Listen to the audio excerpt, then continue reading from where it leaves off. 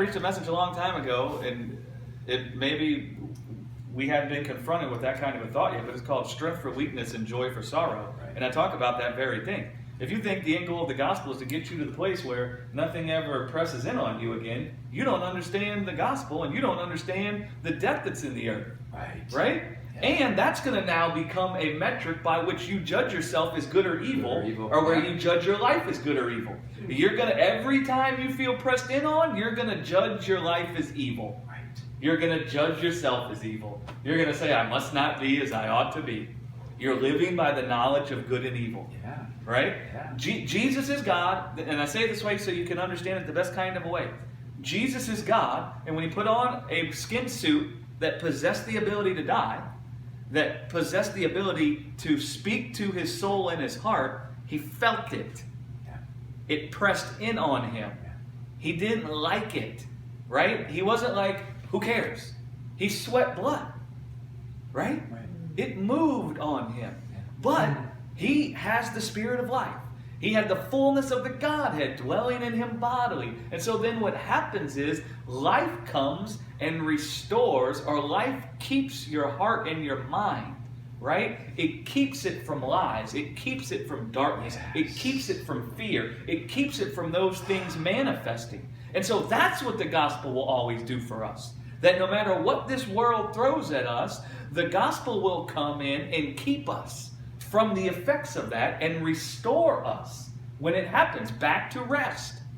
Right? Our souls were created to be at rest.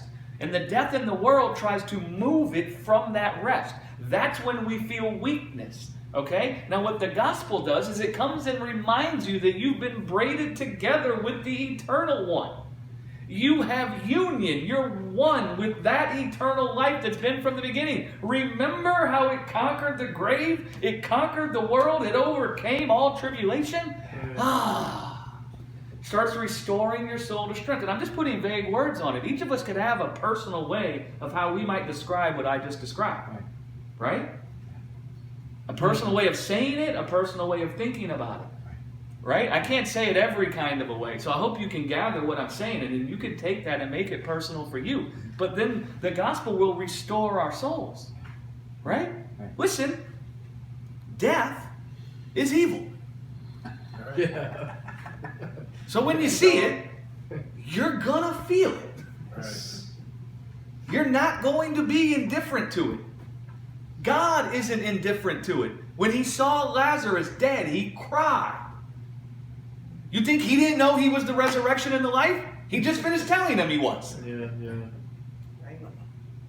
And yet he still cried. Why? Because the death that he saw still moved him.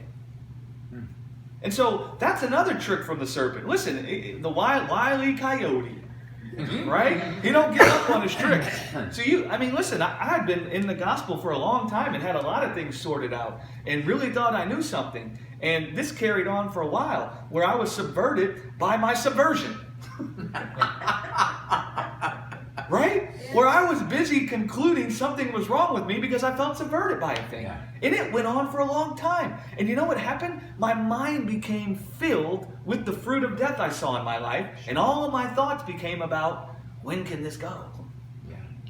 And then I started concluding, because I felt it moving against my soul, I must be in unbelief. What do you think that did to my soul?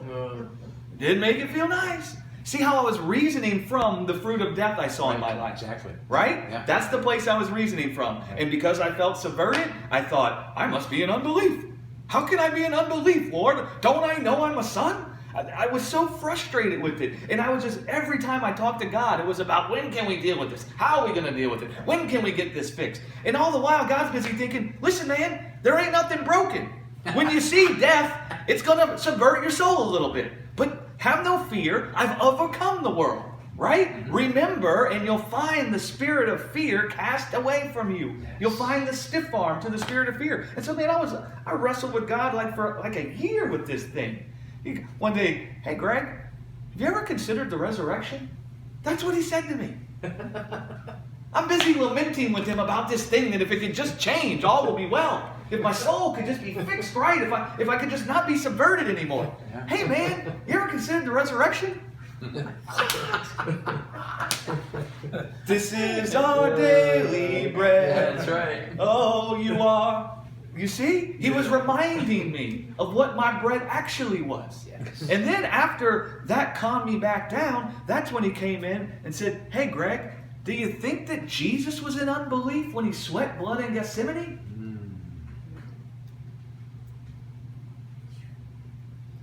Greg, remember, Jesus is God. I'm Jesus. Do you think I wasn't as I ought to be when I sweat blood? Wow. He said, now, as subverted as you felt, as much as you felt something pressing in on you, do you somehow think I didn't feel it? Do you see that blood coming out of my skin suit? I am the fullness of the Godhead. And so then that challenged my whole way of thinking. You know what? He washed my conscience clean from all the judgments I made about my life being evil because I felt subverted sometimes. Right. You know what happened? I no longer felt subverted anymore in that place. And I no longer felt subverted about the thing that was subverting me. Wow. And so the devil will even come and accuse you for feeling subverted by death.